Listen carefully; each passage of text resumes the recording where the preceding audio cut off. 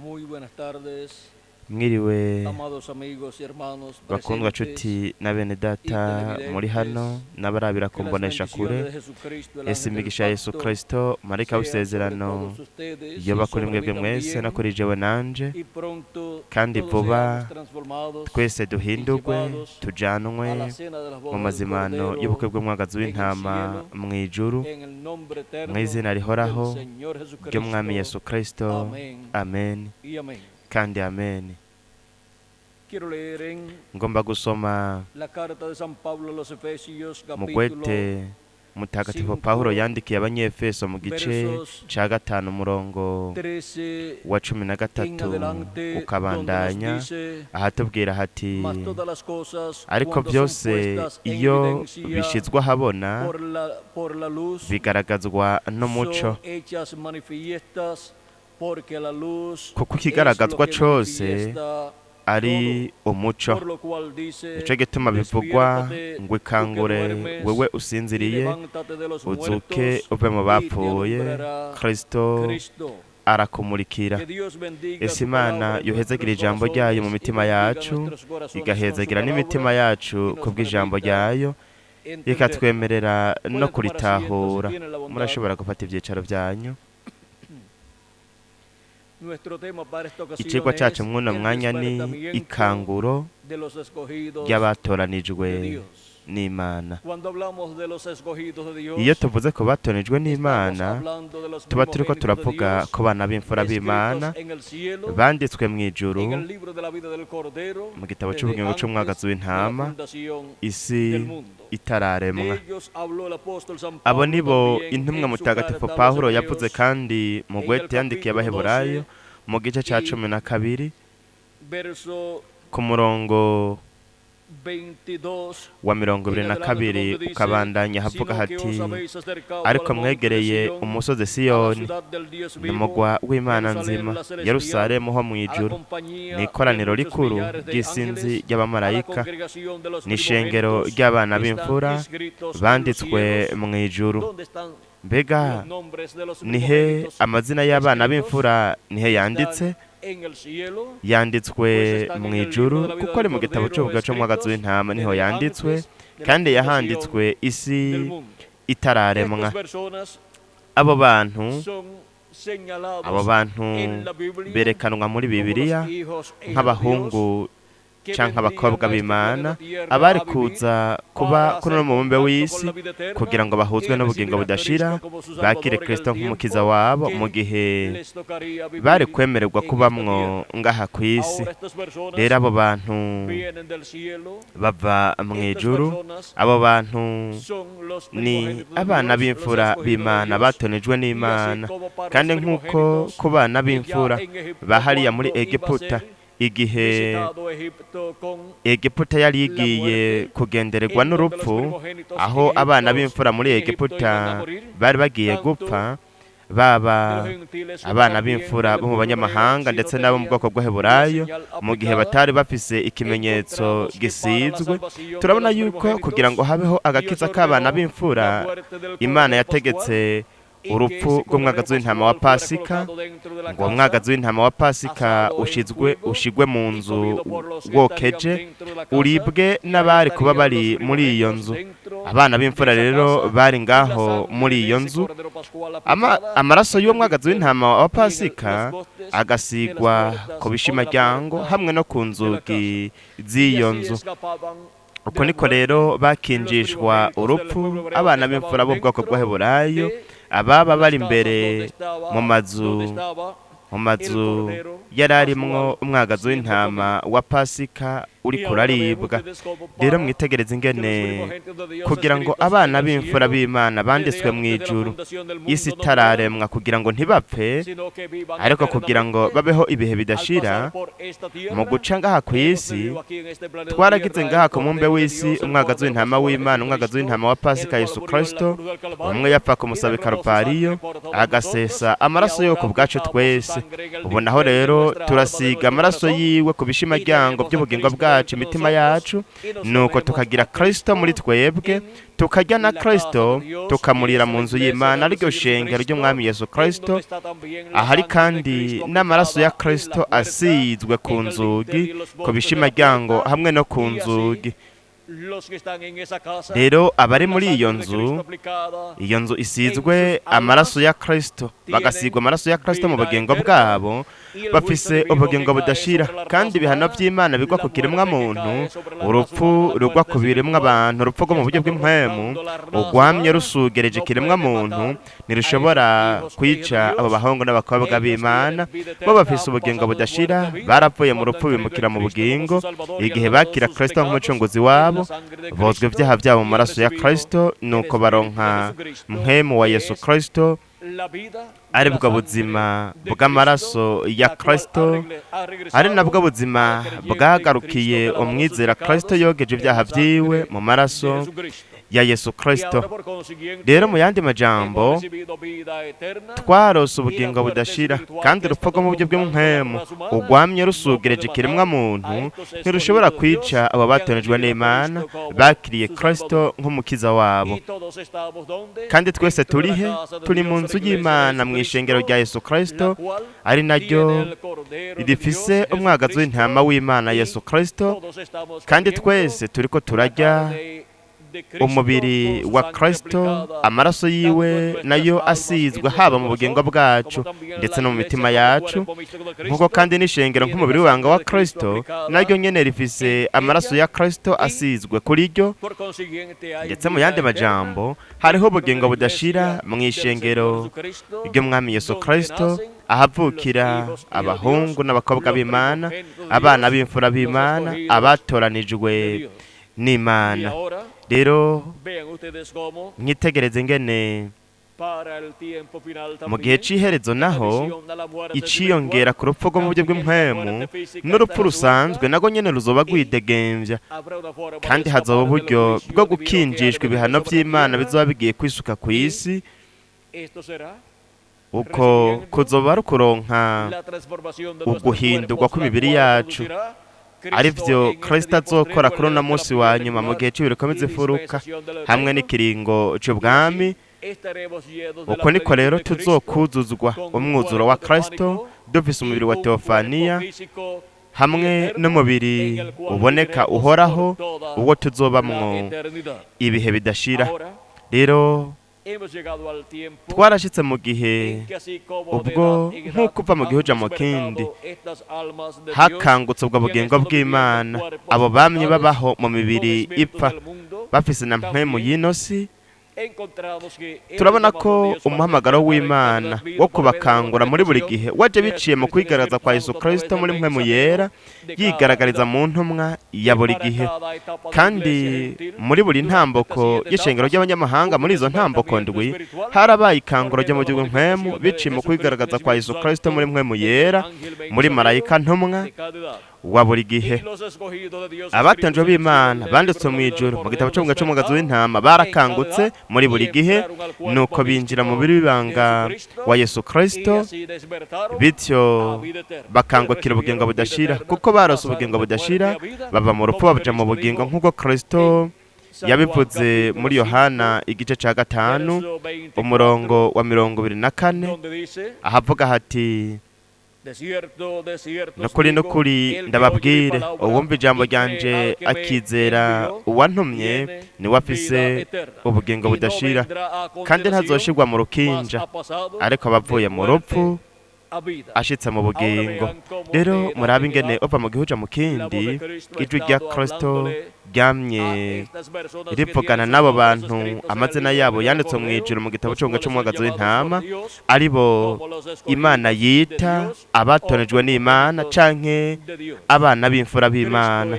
Kristo muri buri gihe yamye yigaragariza muri mpwemu yera mu ntumwa ya buri gihe, bityo ijwi rya Kristo ryarumvikanye biciye muri buri ntumwa, humvikanye inzamba ihwanye na buri gihe, kugira ngo hegeranwe abatonejwe b'Imana ba buri gihe.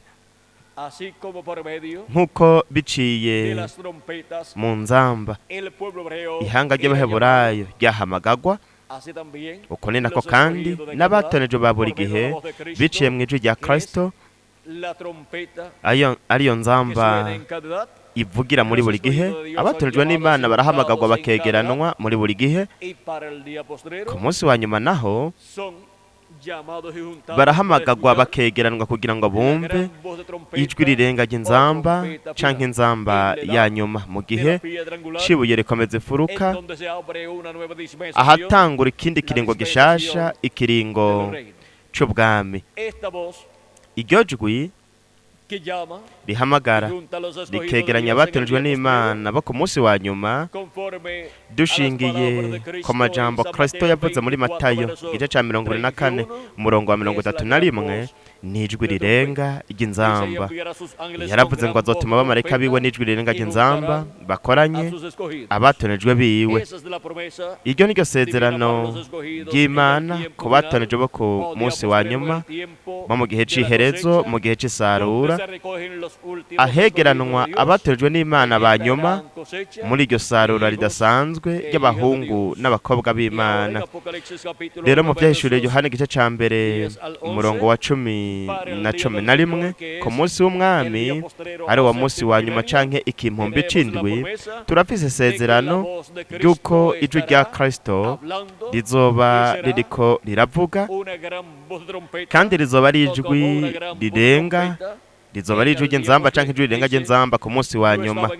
Haravuga ngo ku munsi w'Imana nari muri mpwemu, numva inyuma yanje ijwi rirenga nk'iry'inzamba rivuga riti, ndi Alfa na Omega. Aha turahafise ndiho, kandi ndiho ni Alfa kandi ni Omega.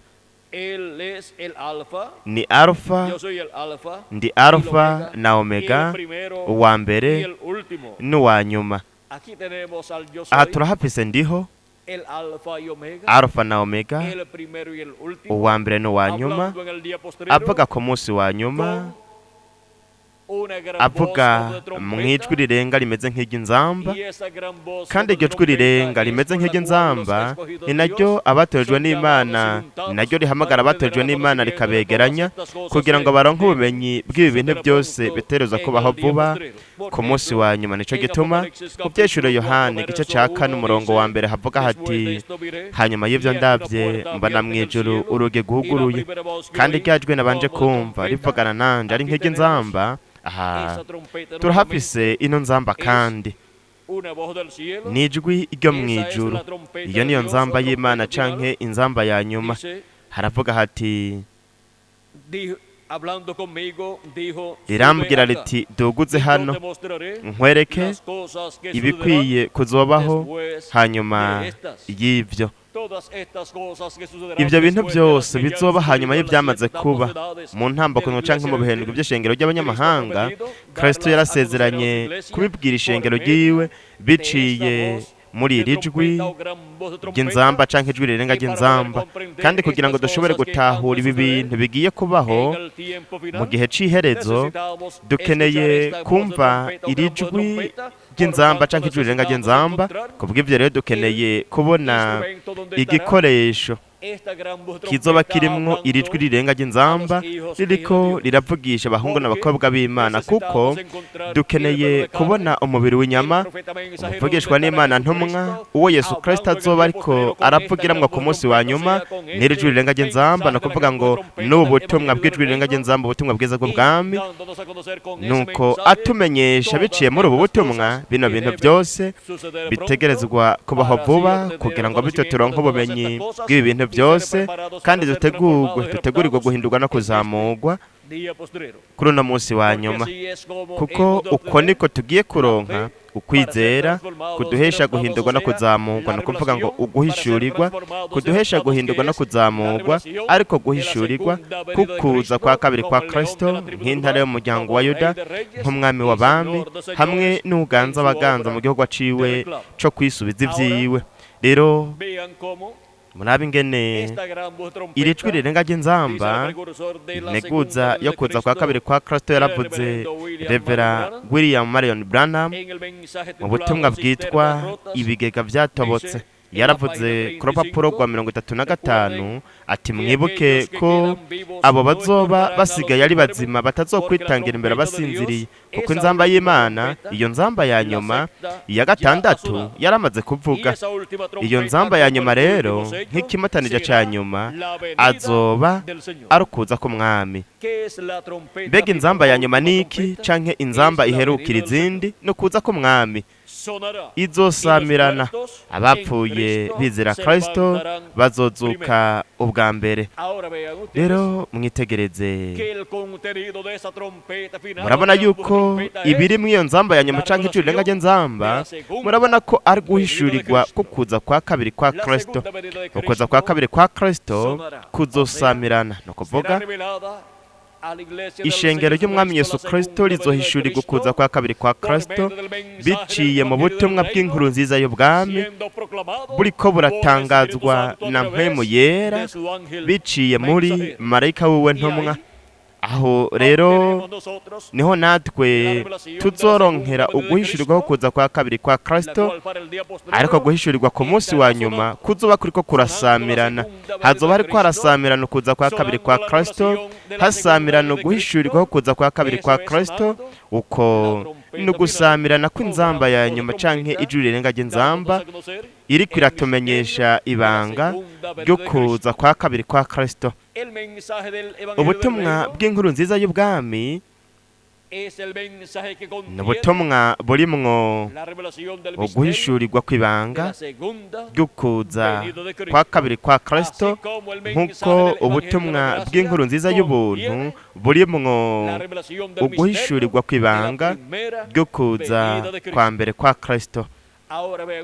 Rero mwitegereze, ubutumwa bwiza bw'ubuntu bwamye buvuga busamirana muri na myaka 2000 iheze. Busamirana iki? Buvuga iki? Buvuga ibanga ryo kuza kwa mbere kwa Kristo nk'umwagazi w'intama w'Imana ukura ibyaha hariya ku musaraba Kalvariyo, hanyuma asuka mpwemu yera ku bantu bose bizera Kristo nk'umucunguzi wabo, bakozwe ibyaha byabo mu maraso ya Kristo. Rero nitegereze ingene ibanga ryo kuza kwa mbere kwa Kristo rihishurirwa hehe? Mu butumwa bw'inkuru nziza y'ubuntu. Ibanga naryo ryo kuza kwa kabiri kwa Kristo rihishurirwa mu butumwa bw'inkuru nziza y'ubwami. Iyo ubutumwa buvuze, ubutumwa bw'ijwi rirenga ry'inzamba canke inzamba ya nyuma, ubutumwa bwiza bw'ubwami, ibanga ryo kuza kwa kabiri kwa Kristo nk'intare yo mu muryango wa Yuda nk'umwami w'abami hamwe n'uganza abaganza rirahishurwa, rigahishurirwa batorejwe n'Imana, abana b'imfura b'Imana banditswe mu ijuru mu gitabo c'umwagazi w'intama isi itararemwa. Nk'ubwo butumwa harahamagagwa hakegeranirizwa hamwe abatorejwe n'Imana bose kuri uno munsi wa nyuma, kugira ngo bumve ibanga ryo kuza kwa kabiri kwa Kristo ririko rirahishurwa, ririko rihishurirwa abatorejwe n'Imana bose mu gihe cibuye rikomeza ifuruka mu bibanga w'umwami Yesu Kristo. Kandi nico gituma mu butumwa bw'ijwi rirenga ry'inzamba hakanguka abatorejwe n'Imana bo ku munsi wa nyuma, nk'uko bakangutse abatorejwe n'Imana ba buri gihe, igihe Kristo yari karavuga biciye muri buri mumarayika ntumwa muri buri gihe. Barakangutse hariya, bakanguka ibwina mu bugingo bwabo, barakangutse bakangukira ubugingo budashira, barose ikanguro ryo mu mpwemu, ugukanguka, bityo baronka ubugingo budashira, kuko muri bo habaye ukuvuka bwa kabiri muri buri ntambuko muri buri gihe, nuko bashirwa mu biribanga w'umwami Yesu Kristo. Aho bavukiye nuko bityo baraza bagira uruhara mu mubiri w'ibanga w'umwami Yesu Kristo. Rero mu gihe c'iherezo ku munsi wa nyuma turafise isezerano bw'ijwi rirenga ry'inzamba canke inzamba ya nyuma. Iyo nzamba niyo mutagatifu Pawulo yavuze mu Bitesalonike ba mbere igice ca 4 ku murongo wa 13 kabandanya ahatubwira gukurikira. Iki nico tubabwira ni ijambo ry'umwami twashikirijwe yuko twebwe abazoba bakiriho dusigaye gushitsa ku kuza k'umwami wacu tutazokwitangira imbere y'abasinziriye na gatoya. Ni ukuvuga ko hazomuguwe abantu bavugwa ngaha mu vyanditswe. Abo bantu ku munsi wa nyuma bazoba ari bazima babayeho mu gihe c'ukuza k'umwami, kandi bazoba bariko barabona ukuza k'umwami gushikijwe. Kandi abo bantu bari hehe? Abazoba babayeho mu gihe c'iherezo bakabona ukuza k'umwami. Nuko turi hano, turi ngaha muri Amerika Latine na Karayibe, kuko n'abantu bazoba babaye mu gihe cy'urukobe z'ifuruka hamwe no mu kibanza ahazoba hariko hashikirizwa igihe cy'ibuye rikomeze furuka, kandi bazoba ariko barumva irijwi rirenga ry'inzamba canke inzamba ya nyuma, ari nayo nzamba ibakangura ku munsi wa nyuma, kugira ngo babone ugushitswa kw'amasezerano y'Imana ahwanye n'iki gihe c'iherezo, kugira ngo babone ukuza k'umwami aje kw'ishengero ryiwe kuri uno munsi wa nyuma. Habandanye havuga hati kuko umwami wacu bwiwe azoza amanutse avuye mu ijuru. Mu zindi Bibiliya za kera haravuga ko azoza arangura ijwi rirenga hamwe n'akamo k'umumarayika mukuru. Ni ukuvuga ko atazoza mu ijwi ry'umumarayika w'ibihembwe by'ishengero ry'abanyamahanga, kuko bobo bashushanwa n'abamarayika, ntabwo bashushanwa n'abamarayika bakuru. Kugira ngo intumwa ishushanwe n'umumarayika mukuru, ategerezwa kuba aramuvugishwa n'Imana ntumwa w'ikiringo. Abavugishwa n'Imana b'ibiringo, ikibashushanya bashushanwa n'abamarayika bakuru canke umumarayika mukuru. Rero azoza mu ijwi ry'iki ry'umumarayika mukuru hamwe n'inzamba y'Imana, maze abapfiriye muri Kristo nibo bazobanza kuzuka. Ubwa mbere hazuka abapfuye bizera Kristo, maze natwe abazoba bakiriho dusigaye tuzoca duteruranwa nabo mu bicu dusanganire umwami mu kirere, niho tuzokwama tubana n'umwami. Ku bijanye na twebwe bakiri bazima, mutagatifu Pawulo araduha amakuru menshi mu Bikorinto ba mbere mu gice ca 15 aratubwira ati ndababarira akabanga. Mu gice cya 15 umurongo wa 51 kabandanya ati ndababarira akabanga, ntituzosinzira twese, ariko twese tuzohindurwa mu kanya gato, mu kanya nk'ako gukubita ingohe, aho inzamba y'iherezo izovugira. Kuko inzamba izovuga, abapfuye bakazugwa batagishobora kubora, natwe tuzohindurwa. Igihe Pawulo yavuga mu Bitesalonike ba mbere igice ca 4 umurongo wa 13 kugeza ku wa 17, igihe yavuga ko abapfuye bazozuka, avuga ko abapfuye bazozuka bwa mbere, ariko hanyuma aratubwira yuko natwe tuzohindurwa. Ariko aravuga yuko twebwe abazoba basigaye ko tuzoteruranwa nabo mu bicu kugira ngo dusanganire umwami mu kirere, kandi kugira ngo duterugwe mu buryo bugaragara, kugira ngo tuzamugwe, dukeneye kubanza guhindurwa. Nico gituma mu Bikorinto ba mbere atubwira ko twebwe bakiri bazima tuzoba tugisigaye.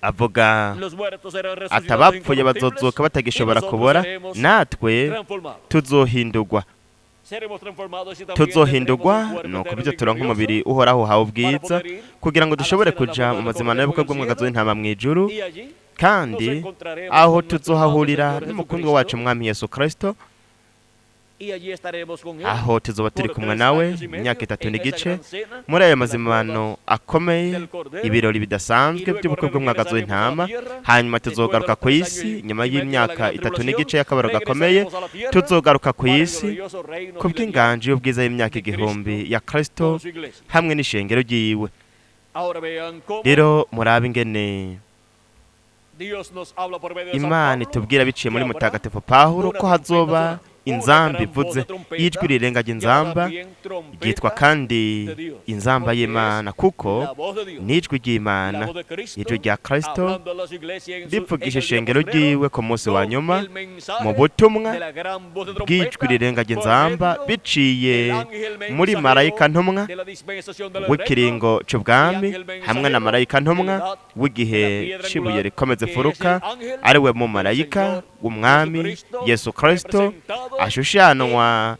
un arcángel, n'umumarayika mukuru porque es kuko voz de arcángel. n'ijwi ry'umumarayika Es un mukuru mensaje ni ubutumwa dispensacional, bw'ikiringo siempre buri gihe la voz de arcángel. ijwi ry'umumarayika mukuru Y siempre un mensaje kandi buri gihe dispensacional ubutumwa tiene que venir bw'ikiringo por medio butegereza kuza de un biciye mensajero mu ntumwa dispensacional ry'ikiringo para la apertura kugira ngo de una nueva hatangure dispensación. ikindi kiringo gishasha Ahora podemos ver rero cómo, dushobora kubona ingene así como Cristo nk'uko estuvo kristo manifestado en yamye cada yigaragariza muri buri mumarayika mensajero ntumwa de cada wa buri gihe iglesia c'ishengero durante las ry'abanyamahanga 7 etapas, mu ntambuko ahora ndwi estará manifestado ubona en la edad de la hazokwigaragariza mu gihe piedra c'ibirikoze angular, furuka un ángel umumarayika ntumwa dispensacional, w'ikiringo señalado como un yerekanwa arcángel, nk'umumarayika mukuru porque será kuko un misterio azoba ari ubukozi mayor, un ministerio bw'ikirenga dispensacional, ubukozi bw'ikiringo y por eso es que en nico el gituma cielo mu han ijuru sido vistas tantas hakomeje señales kugaragara importantes, ibimenyetso byinshi tantas by'ingirakamaro señales que cyane hablan ibimenyetso acerca de lo byinshi que Dios bivuga estaría iby'imana haciendo izobirika en irakora este tiempo final. muri iki Hemos gihe visto cy'iherezo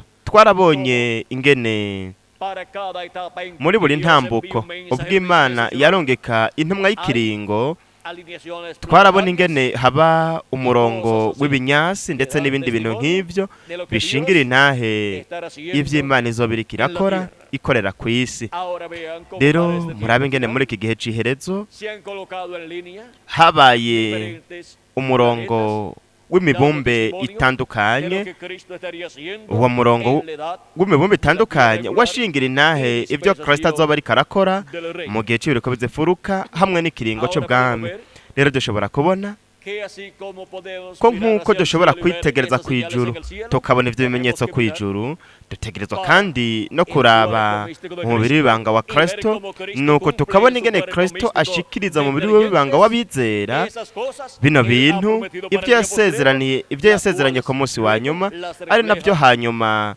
aheza akagaragaza ku ijuru nk'akarorero igihe hagaragara abamarayika mu kwezi kwa kabiri itariki 28 mu gihumbi 1963 igihe bamwiyereka abamarayika ndwi Revera William Branham nuko bakamujana muri uwo mugwi canke igicu c'abamarayika kandi barafotowe ino foto hariya ku ijuru aho hari abamarayika ndwi bongeye ko n'integuza yo kuza kwa kabiri kwa kristo kubw'ivyo rero hari abamarayika 8 ngaho abamarayika ndwi b'ibiherwe by'ishengero ry'abanyamahanga hamwe n'uwundi mumarayika aratandukanye n'abandi ari wari marayika w'inkomezi Yesu Kristo ni nawe ku munsi wa nyuma amanuka ku ishengero ryiwe mu gihe cy'ibiriko bizifuruka hamwe n'ikiringo c'ubwami nuko akigaragaza biciye muri marayika wiwe ntumwa kugira ngo atumenyeshe ibintu byose bitegerezwa kubaho vuba kandi atuvugishe biciye mw'iryo jwi rirenga ry'inzamba canke inzamba ya nyuma atumenyeshe ayo mabanga yose y'ubwami bw'Imana ahwanye n'igihe gishasha hamwe n'ikiringo gishasha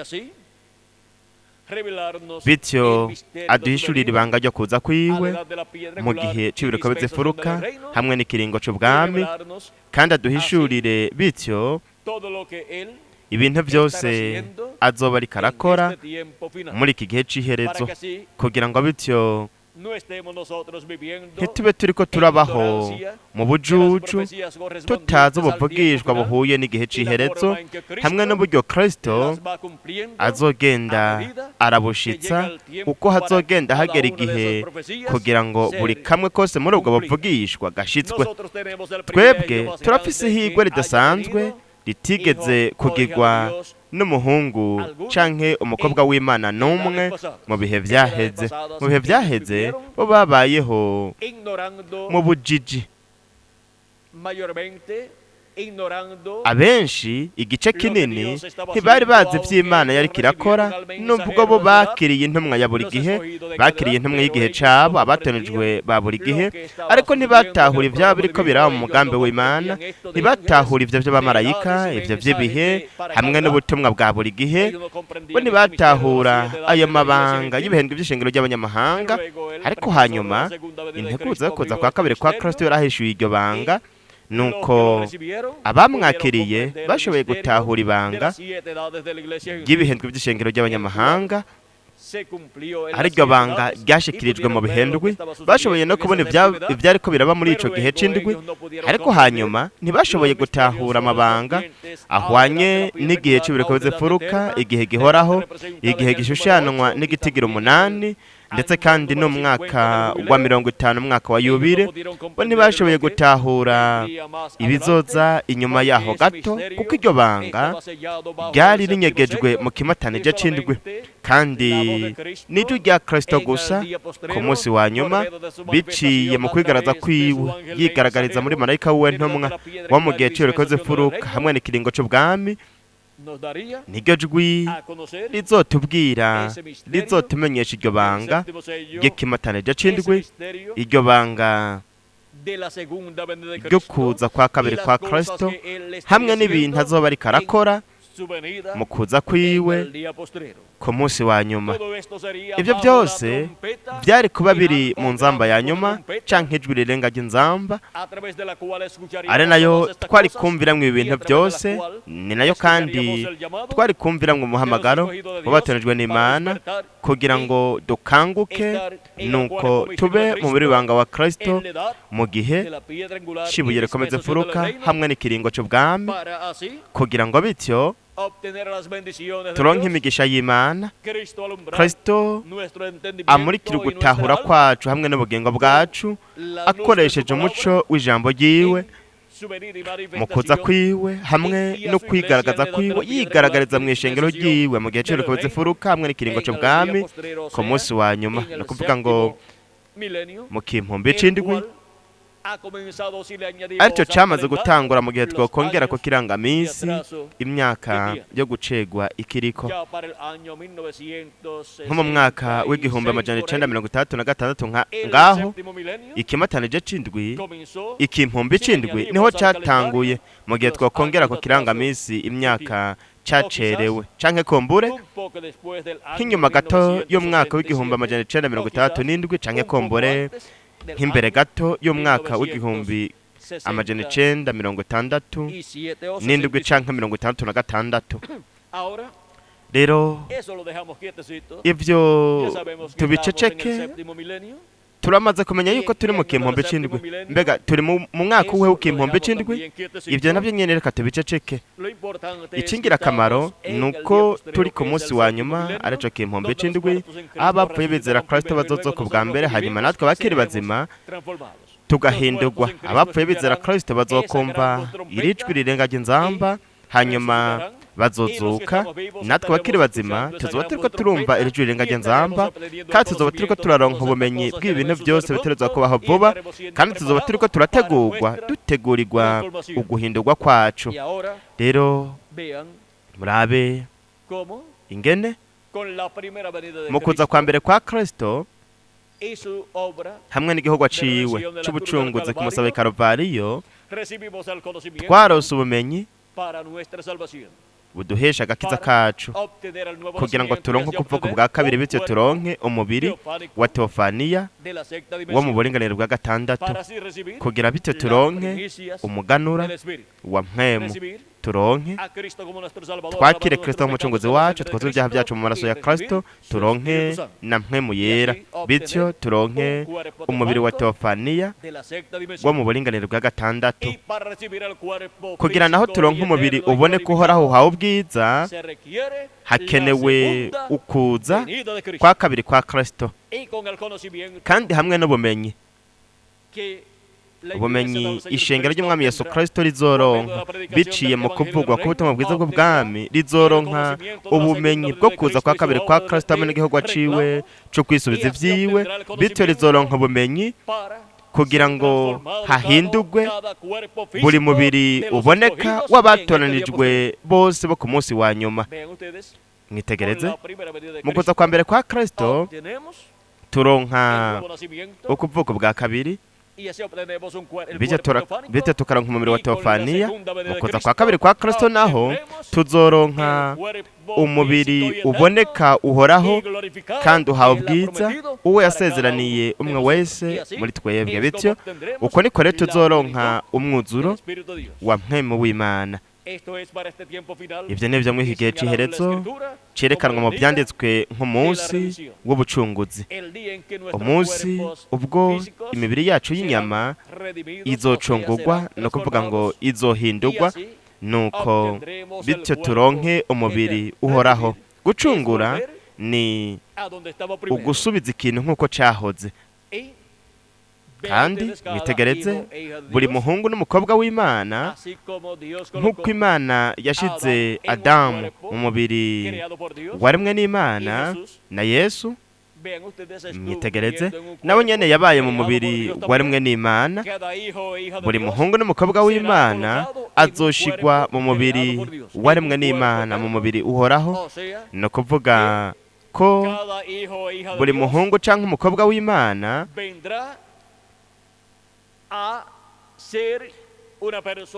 azoba umuntu ahoraho, afise umubiri uhoraho uboneka n'umubiri wa teofaniya nawo nyene uhoraho.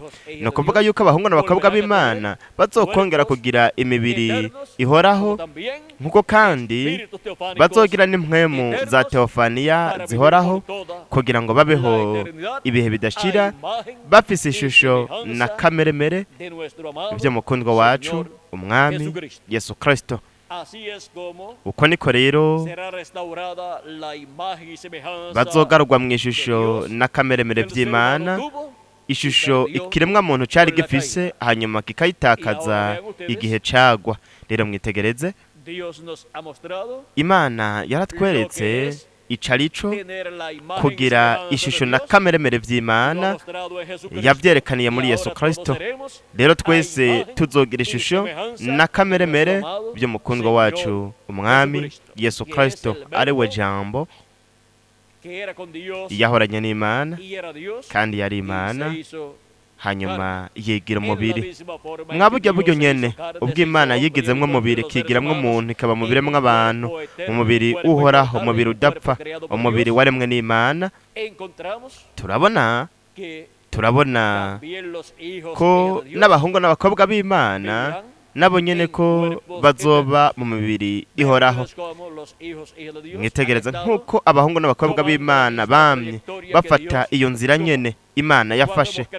Igihe twizera Kristo umucunguzi wacu, tukozwe ibyaha byacu mu maraso ya Kristo, tukaronka na mpwemu yera, twafashe ubwo rugendo Imana yafashe igihe Imana yiremera umubiri wayo wa teofaniya, nuko ikabamwo umubiri wa teofaniya witwa Jambo w'Imana. Hanyuma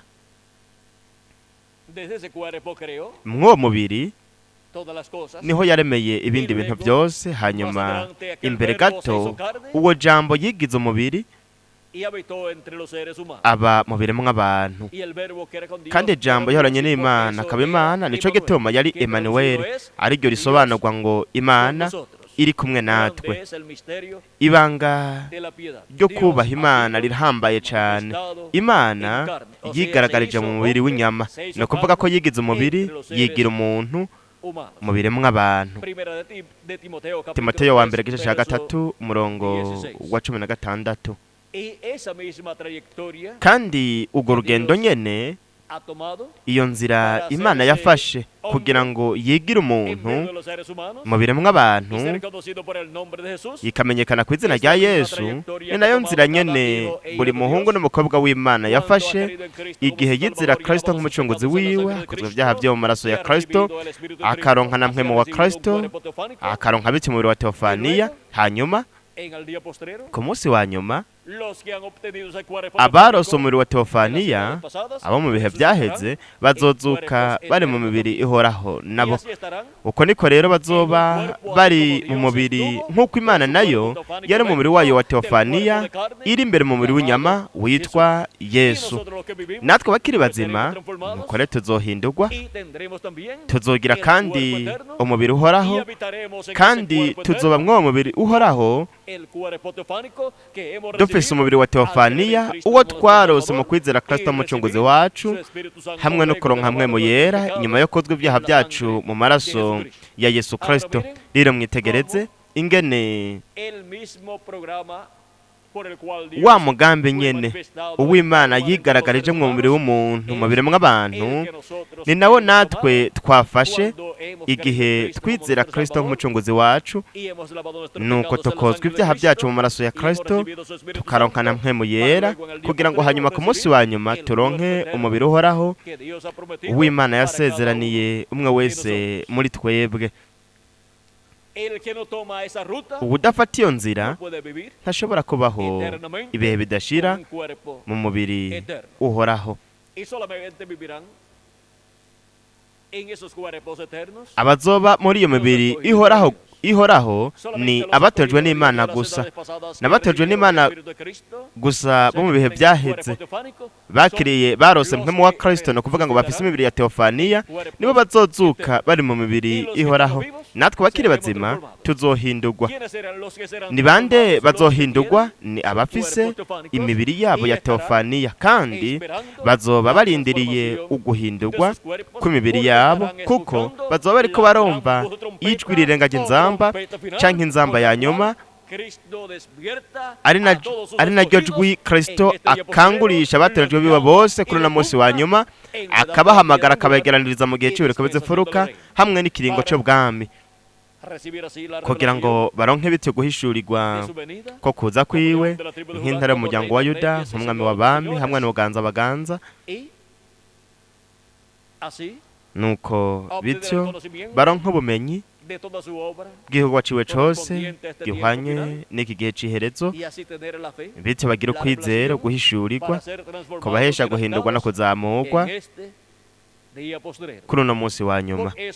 Nico gituma umuhamagaro wa Kristo mw'iri juru rirengaje inzamba ni umuhamagaro wo gukangura canke w'ikanguro ry'abatonejwe n'Imana bose. Kandi uwo muhamagaro, iryo kanguro rishushanwa kandi n'imituragaro ndwi yo mu vyeshure Yohana igice c'icumi.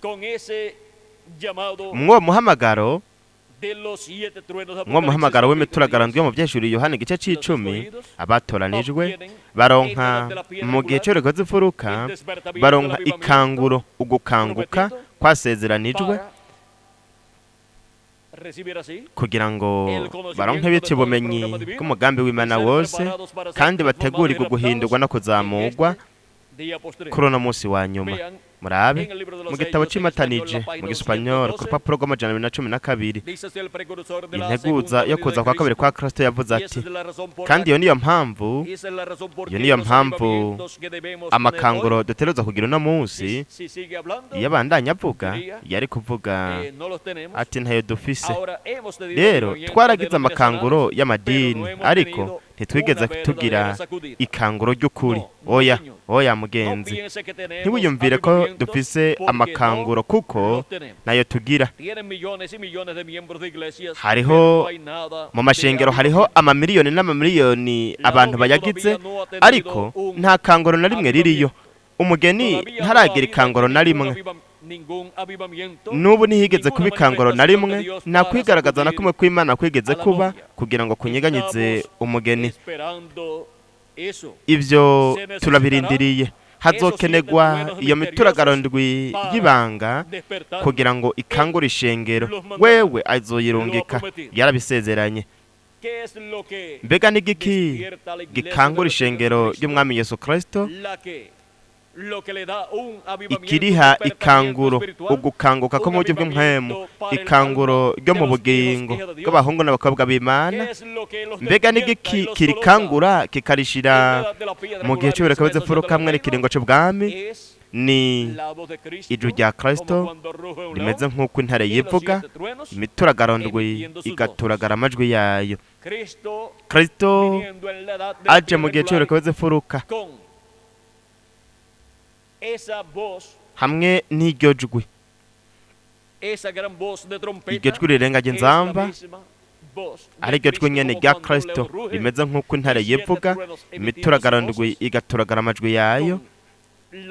Hamwe n'iryo jwi rya Kristo rero, imituragaro ndwi igaturagara amajwi yayo, ikatumenyesha ibanga ry'ikimatanije c'indwi, ibanga ryo kuza kwiwe mw'ishengero ryiwe, bituma haba ikanguro ryo ku munsi wa nyuma. Ni ukuvuga ngo ry'ikimpumbi c'indwi, ikanguro rizobandanya rigashika no mu nganje y'imyaka 1000 y'Umwami Yesu Kristo. Ikanguro ritangurira mu banyamahanga mu gihe cy'uburekabeze furuka, hanyuma rikazokwimukira mu bwoko bw'Abaheburayo igihe abapfuye bizera Kristo bazozuka, natwe bakiri bazima tugahindurwa. Hanyuma iryo kanguro, uko gukanguka ko mu buryo bw'impwemu, iryo kanguro rizokwimukira mu bwoko bw'Abaheburayo.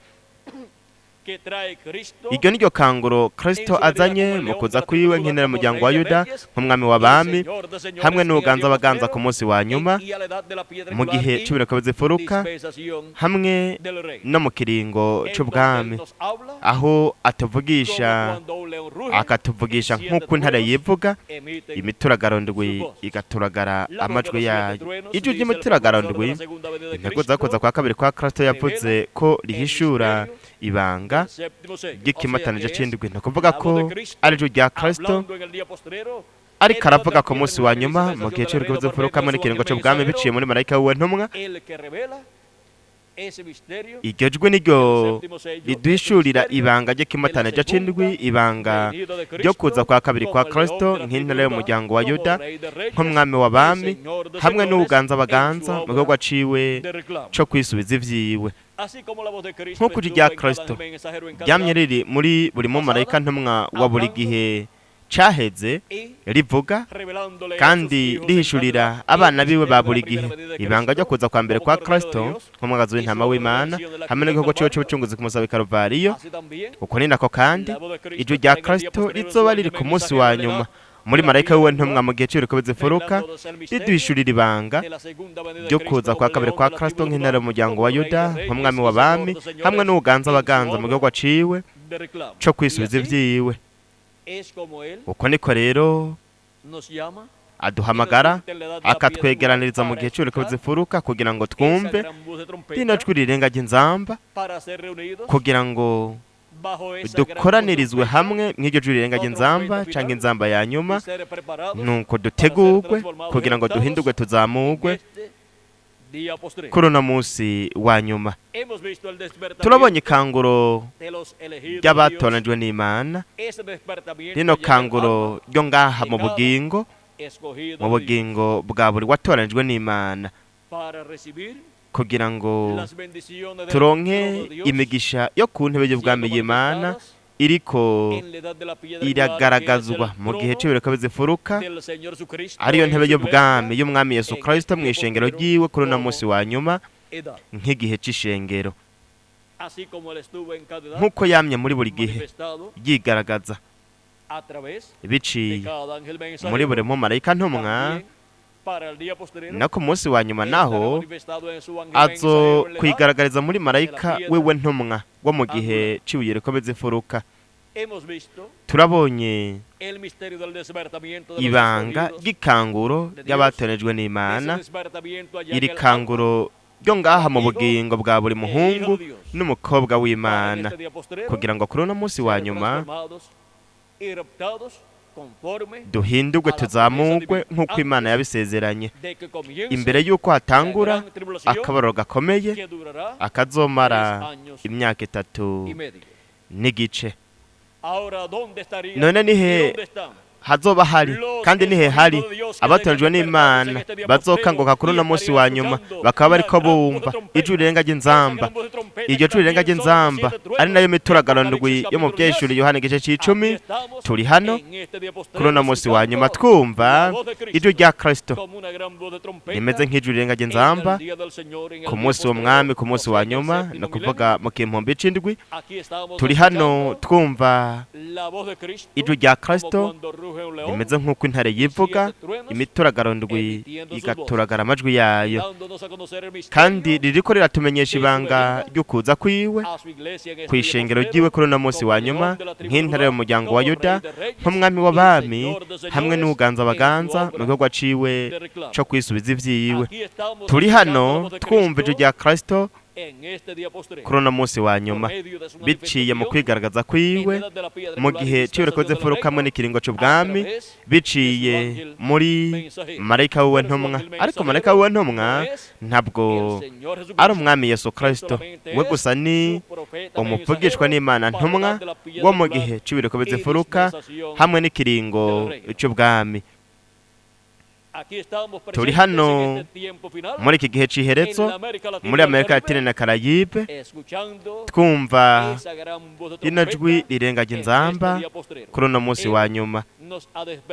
We yaradukanguye n'ubutumwa bwiwe bw'ijwi rirenga ry'inzamba, kandi ariko aratubwira, aratumenyesha ibintu byose bitegerezwa kubaho vuba, nk'uko tubibwirwa mu vyeshuri Yohana igice ca 22 umurongo wa 6 ahavuga hati, kandi umwami niyo Mana igera impwemu z'abavugishwa nayo, yatumye umumarayika wiwe kwereka abagorano biwe ibigira bibeho vuba, kugira ngo yereke abagorano biwe ibintu bigira bigiriki, ibintu bigira bibeho vuba. Abo vyeshuri Yohana 22 umurongo wa 16 naho haravuga ati, jewe Yesu ntumye umumarayika wanje gushingira intahe mwebwe ivyo kubw'amashengero. Biciye mwuko kwigaragaza kwa Kristo yigaragariza muri marayika wiwe ntumwa, niho tuzumvira rino jwi rirenga ry'inzamba canke inzamba ya nyuma iriko iratumenyesha bino bintu byose bitegerezwa kubaho vuba. Natwe turashimira Kristo kubw'uno mugisha udasanzwe yaduhaye wo kuduha rino jwi rirenga ry'inzamba kuri uno munsi wa nyuma, hamwe no kudukangura akoresheje iri jwi rirenga ry'inzamba akatumenyesha ibintu byose bitegerezwa kubaho vuba kuri uno munsi wa nyuma. Turi ngaha twumva ijwi ryiwe ry'inzamba ritumenyesha bino bintu byose bitegerezwa kubaho vuba ku munsi wa nyuma, no kuvuga mu kimpumbi c'indwi. Ese imigisha Yesu Kristo mureka busezerano, umukundwa wacu umukiza Yesu Kristo, ese yoba kuri umwe wese muri mwebwe no kuri jewe nanje, kandi vuba twese duhindurwe tuzamugwe tujanwe mu mazimano y'ubukwe bw'umwagazi w'intama mw'ijuru, mw'izina rihoraho ry'umwami Yesu Kristo. Amen kandi amen. Ese Imana yobandanya kubahezagera mwese, Imana ibayirinde, kandi ndongera nsige hamwe natwe Revera Miguel Bendazimarinda kugira ngo abandanye asozere igice cacu kuri uno mugoroba ashimira Kristo kubw'imigisha yiwe, nuko bityo hasozegwe kino gikorane ca kabiri. Hanyuma ndaza guherekeza Miguel hamwe n'abantu bose baza kuba mu gikorane ca gatatu co kuri uno mugoroba. Kiza kubera higa Miguel ngaha haza kuba ari ngaha hajya ku ruhande aho buri gihe twama tugirira ibikorane by'intwari ndetse n'amasabukuru hamwe no gusozera umwaka ndetse n'ijoro ry'akanyamuneza aho tuza kuba rero turi kumwe n'abantu bose baza kuba bari hajya mu gikorane kigira gatatu kugira ngo dusabikanye n'abaza kuba bari ngaho dusabikanye umwanya w'ikiyago cyo mu buryo bw'impwemu hanyuma mbega n'ubu ntituzofata urugendo Gamegere n'ubu nzobana namwe kuwa gatanu no kuwimanuza nzoba nkiri ngaha muri Puerto Rico nsangira na mwebwe mwese bino bikorane ibyo tugiye kugira aho twiteze imigisha myinshi iva ku mukundwa wacu umwami Yesu Kristo. Nuko rero Imana ibahezagire, Imana ibarinde kandi mubandanye mugira umunsi umugoroba wuzuye imigisha y'umukundwa wacu umwami Yesu Kristo muri iri kanguro ry'abatoranijwe n'Imana. Turi mu ikanguro ry'abatoranijwe n'Imana mu gihe cy'ibiriko bizifuruka hamwe n'ikiringo cy'ubwami. Murabe ahari kubera ikanguro ry'abatoranijwe n'Imana mu mituragaro ndwi yo ku munsi wa nyuma. Ikibanza naco mwitegereze ni Amerika Latine na Karayibe, nk'uko muri buri gihe habaye ikibanza ahashikirijwe buri gihe. Mbabwiye ibyo kuko ari byiza ibyo kubisiga bitahuritse neza kugira ngo hamenyekane ahari kuzobera ikanguro ry'abatoranijwe bo ku munsi wa nyuma, nk'uko dushobora no kumenya tugatahura ikanguro ry'abatoranijwe ba buri gihe, tugashobora no kumenya ikibanza aho ryabereye ndetse n'aho Imana yagiye yiyungururiza igahamagara ikegeranya abo yatoranije bose muri buri gihe. Rero muri Amerika Latine na Karayibe niho Imana ikorera Yesu Kristo, nihakorera mu ikanguro ry'abatoranijwe bo ku munsi wa nyuma, kandi uwo mugisha uzokwaguka ukwira amahanga yose ndetse n'ibiremwa abantu byose, uzonashika kandi no mu bwoko bw'Abaheburayo ari nabo barindiriye ukuza kwa Mesiya. Kandi ibyanditswe biravuga ko azokwishurira ubwoko bw'Abaheburayo, kandi ubwoko bw'Abaheburayo buramurindiriye ndetse baranatanguye gutakaza ibyizigiro ubwoko bw'Abaheburayo, ariko ntirizoteba isezerano ryo ku bwoko bw'Abaheburayo. Igihe abapfuye bizera Kristo bazozuka, natwe bakiri bazima tugahindurwa, hazoramukirwa rero ubwoko bw'Abaheburayo bahabwe akaryo kabo hamwe n'umugisha w'Imana kugira ngo ubwoko bw'Abaheburayo bugarugwe hamwe n'ubwami bw'Imana mu bwoko bw'Abaheburayo, hamwe no kugarugwa kw'intebe y'ubwami ya Dawidi mu bwoko bw'Abaheburayo. Ibyo byose biri mu ikanguro ry'abatoranijwe b'Imana ryo ku munsi wa nyuma. Ariko bwa mbere n'abatoranijwe bo mu biribanga wa Kristo baramukirwa Isirayeli yo mu ijuru. Ubwa mbere ni Isirayeli yo mu ijuru, hanyuma Isirayeli yo ku isi. Byiza, turabonye iri banga ry'ikanguro ry'abatoranijwe n'Imana kuri uno munsi wa nyuma, haba abatoranijwe bo mu banyamahanga ndetse no mu bwoko bw'Abaheburayo. Ese Imana yabandanye kubahezagira mwese, Imana ibarinde. Murakoze cyane kuba mwateze amatwi mu bikunze, kandi turaza kubonana mu gikorane gikurikira. Abantu bose baza kuba bari mu gikorane gikurikira, mu gikorane cya gatatu hano mu kanya gato.